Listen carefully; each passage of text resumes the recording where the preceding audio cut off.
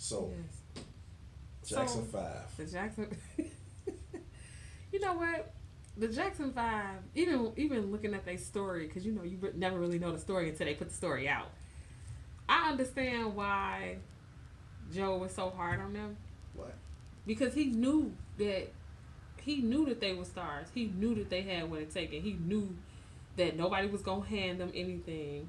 He knew that they were poor, and he knew that they had to work hard for it. And he knew the beatings that he gave his kids had his lead singer under the table talking to mice. That's 100 though. DJ Los is like so serious right now. Because But I mean, we have a topic on, when is it a good time to whoop your kids? I That was one believe of the topics. I believe that spanking children, in those times, we were spanking children. Like, I grew up with it. I didn't really particularly get Same spankings. I was the goody child. Like, all my cousins and my siblings, they got their butt tore up, okay? But it was just like a regular whipping. It wasn't no, like, to me, it wasn't child abuse. Well, I've seen child abuse where people literally will almost kill their kids, hit them with any object, burn with stuff. When you think about Good Times, when Penny got burned with the iron, people was really doing that stuff to their kids. And I've seen it firsthand, close up. So my brother never got like regular whoopings, but my brother was bad. He always was doing something. And it was just like my mom was like, talking didn't work. Talking nice didn't work. Screaming didn't work. It was only when she flipped him on his head that he seemed to get it. What about you? Did you whip your kid when he was a child? I whipped my son a few times. Not a lot. I think the very first whooping that he received, he was 7.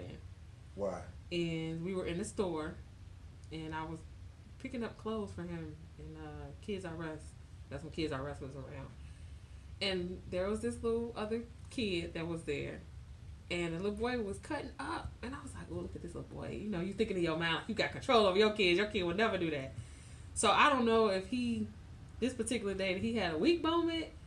But he saw this kid acting up. And he wanted something. And I said, no. He went crazy.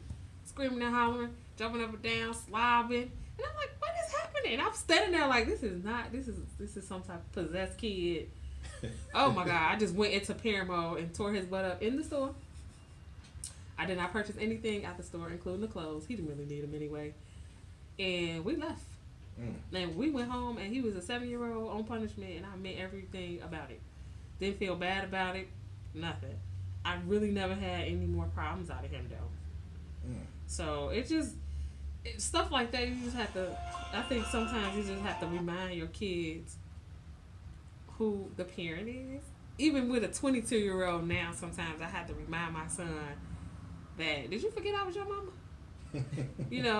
It's a level of respect, and it's just different cultures raise their children different. Absolutely. I'm not saying that it's not right or wrong. It's just what it is. And most of the people who got whoopings when I came up, we all turned out okay. I don't really know nobody who's like, well, I got a whooping, so I went and blew up a school. Seriously. Especially with the, people doing all these shootings and all this crazy stuff that's happening. Yeah. I don't really see people that got their butt whooped. Nowadays, these kids disrespectful. I'm going to, ooh. I have to take a deep breath. I think whoopings should come back to how it used to be, because I remember one of the worst whoopings I got. I brought them bad grades home.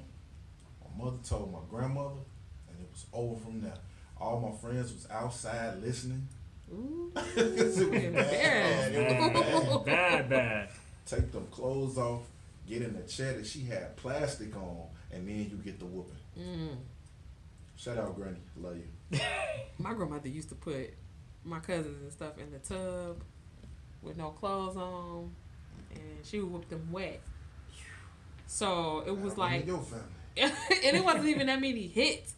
I just think the couple of hits with your skin soft and fresh like that. Ooh, I used to be like. We used to take trips down south, right, to Arkansas. So my great auntie, rest in peace, she would make you go get the switch off of the tree yourself to get your whooping. You know what I'm saying? You gotta talk about reverse psychology, right? You gotta think about getting the switch, and you better not come with the skinniest switch, and you gotta come with a good size one. So yeah, that's real. I mean, in the black culture, I believe that it wasn't about hurting them in the sense, like I said, I'm not talking about I'm not talking about real abuse, because people really abuse their children, but I think it was just a place where they wanted them to learn that, okay, you're gonna get the pain of this belt, it's only gonna last so long, but don't do it again if you don't like the pain. Just like, don't not show up at work if you don't want your check to stop. Alexis be saying don't. I'm just saying it so people can understand. The one thing I used to hate, but then once I became an adult, I learned to understand was, and when I had a kid, this is gonna hurt me more than it's gonna hurt you. And as a kid, I used to be like, how? Because I'm feeling all the pain, and you feeling nothing. But then once you grow up, and then you have a kid, and you have to whoop him, you understand. You really don't want to whoop your kid. It's just discipline. It's all about discipline. So speaking of discipline, LA, how do you discipline players when they are not doing what they're supposed to do? Man, there's multiple ways. I mean, if you're not doing what you're supposed to do, I mean, that could either mean, 10 or 15 push-ups, or 10 or 15 up-downs, running, length, running hundreds. Which one do they hate the most? Oh, man. I mean, running the hundreds. Well, yeah, absolutely. I mean, back when I used to play, I hated the up-downs personally. The up-downs would be, what's the up-downs? I don't know what that is. Up-downs basically is when you have to stand and you have to jog in place or run in place at one spot, and then go down, and then get back up, get back on your knees, and then stand up, and then get back to running in place. I mean, that was a method that I used more so with my son than actually whooping him.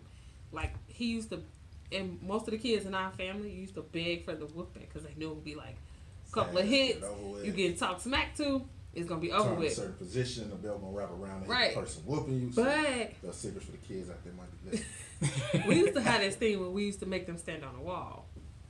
Now, what that is you stand on the wall. You stand like 2 feet away from the wall. You can't touch. One leg is up. One arm is up. And if you drop, you stand there longer. And they used to cry and like, just whoop me, please. No. Because you need to stand there and not only think about what you did, and then, they hated it. Absolutely. And it didn't bother me because guess what? It was quiet, too. It's like, ooh. And then everything was back to normal. Like, they knew she is not playing. No joke.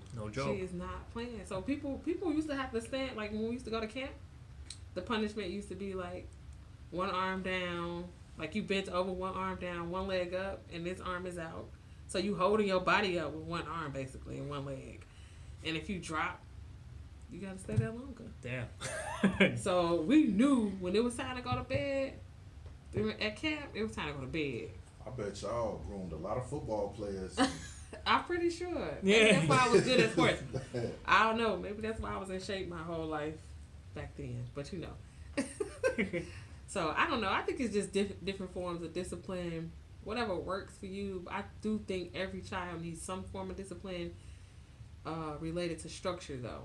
Right. You know what I'm saying? Absolutely. Because if they don't have discipline or structure, they won't be able to survive in the real world. Absolutely. How can you have a boss if you know what I'm saying, if you can't take orders? That's true. Now everybody that's a boss, everybody that owns a company can't boss. Right. So that's why you gotta leave it in a position where people know how to deal with people. But you can own a company and hire a boss. That's what I'm saying. So yeah. But I know some people who own a company and think they the boss and they can't do both. And it's like, no. How difficult how difficult is it being an owner and GM, and then you're saying you're thinking about you want to be the wide receivers coach? Yeah. So how difficult is that? Like, man, it's definitely a fine line. You gotta walk. In the striking the balance. And I think one of the key, like I think Alexis hit on the head. One of the key elements of success, as an owner or as a GM is, or as basically as an owner of any semi-professional team. If you're gonna wear multiple hats, learn how to delegate. coaching staff, Derek Majors, head coach. Then we got, Josh Bays is going to be our running backs coach. We got Dan Ryan's going to be our defensive coordinator. And then we got Ledrick, Lucky Williams, and Luck's been playing this game for over 30 years. So he retired like 4 years ago, but he's an OG. Like, he's got that dog in him, right? Yeah, so he experienced, 2 national championships. We got a bunch of young guys. So basically, like, delegating to the resources around me. The best leaders aren't the ones who can do everything or know the most or the strongest or the most powerful. The best leaders are the ones who know how to delegate to the resources around them.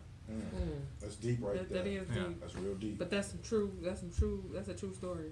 Like, for real. Like, if you definitely know how to delegate to the people and the resources around you, you unstoppable. It's like unlimited what you can do. Absolutely. So absolutely. I agree with that, like, wholeheartedly. So definitely with this discipline, DJ Lowe's, how many times you whoop your son?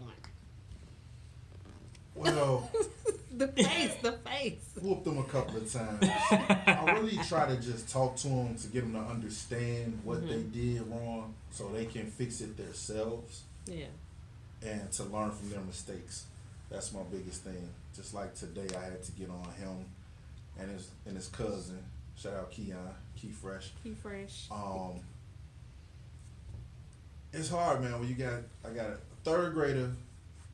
That's my son. Then his little cousin, the first grader. I take him to school every day, pick him up every day. So they spend a lot of time with me. My son lives with me, of course, but the cousin spends a lot of time with me. So I try to just teach them the right way of doing things.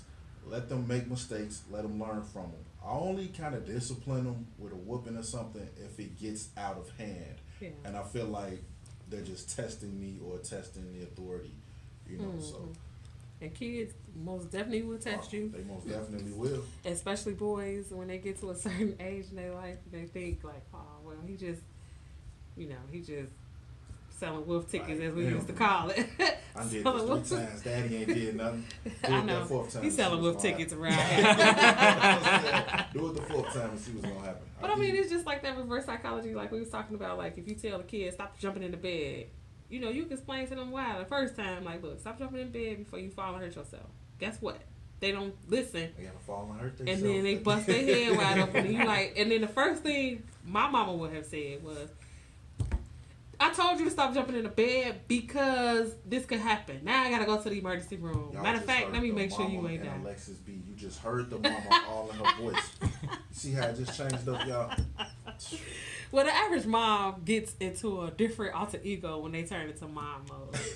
And I'm telling you, if my brother would have jumped in the bed and fell off and she just told him, oh, she was pissed off because she had to stop what she was doing when she told you not to do it because she was trying to avoid it herself. She was trying to avoid you getting hurt because no parent like to see their child hurt. But she tried to prevent it. You didn't listen. Now your head busted wide open. You crying. You hurt. Now she got to stop. Maybe have to take off work. It's a lot of dynamics to that. It's not just like stop jumping on the bed for you to fall and bust your head. It's stop jumping on the bed because it's not only just affecting you. It's going to affect everybody. So. So, LA, we're going to go back to you. You just played in the All-Star game not too long ago. Absolutely, I did. So, how was it? It was man. I mean, it was something else. It kind of brought me back to when I played in the Arena League. And but focusing on the All-Star game, met a lot of great people out there. I didn't actually get too much playing time because, the way it works is that the RFL, basically they had the Marauders, the champions, start, and then the Blue Devils would then be the runner-ups. Then, they got positions and everyone else would kind of be filled in. And I was alternate for the Falcons, right? But, I still got my reps, before the game, on practice at receiver and special teams. And, that's what I'm used to when we talk about organization, The best talent in the world. The league that we played against, the NEFL, a lot of those guys, they added me to a group, and a lot of them trash talking me. They're like, "Oh yeah, you the guy who's gonna start that Carnage team, huh?" I'm like, "Yeah, that's me, 81. You know what time it is?" And they're like, "All right, cool, I bet. Let's go. All right, get us a game." I'm like, "Yeah, we got you, got you." Is it a lot of pressure? I know I was talking about this playoff stuff. Is it a lot of pressure when playoffs come around, even for semi-pro team? Is it a lot of pressure? Yes. Absolutely. The fact that, when the Falcons had a playoff game against the Blue Devils, You know, we went up there, short man. We only had 15 guys. We lost 15. 15. Wow. Yeah, 15. Part of the reason why I left. And I mean, I'd bring 5 of them. So, anyways, you know, we had 15 guys, right? And then we were down. What was it? To like 22-0 halftime. And it was just like, you know, I mean, I didn't see it. No, I mean, you know, my heart of hearts, you know, the locker room, everyone was trying to get fired up. You know, my man Tuck, my man Shad, they're like, yeah, man, let's get together. You know, I mean, let's, you know, you speed guys, you know, I mean, you know, step, you know, get special things. And then it's like, you know, because we knew like what the implications were. You know, we gonna go, whoever was winning goes plays the M3 in the championship game out in Southside. And, you know, I mean, but we weren't able to get it together. We lost 37-0, you know? 15 guys, that's hard, man. Offense and defense, like, that's wow. Yeah, it was crazy, man. I mean, they had guys who, like, that Tuck, who lineman, he was starting at special teams, defense, and offensive line. Hey, that's impossible. I would have just forfeited that game. I wouldn't have put y'all at risk. That's putting your body at risk. You know, that's a lot of physical. Yeah. Wow. Yeah, that's not cool.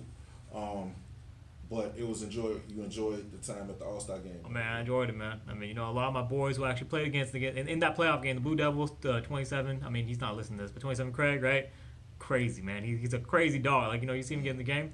He's like, I'm like, hey, man, hey, that defensive player of the year over there on NFL. I mean, he don't look like he's like, he don't look like, right? And then, you know what I mean? So, I mean, it was fun, man. I mean, loved it. Yeah.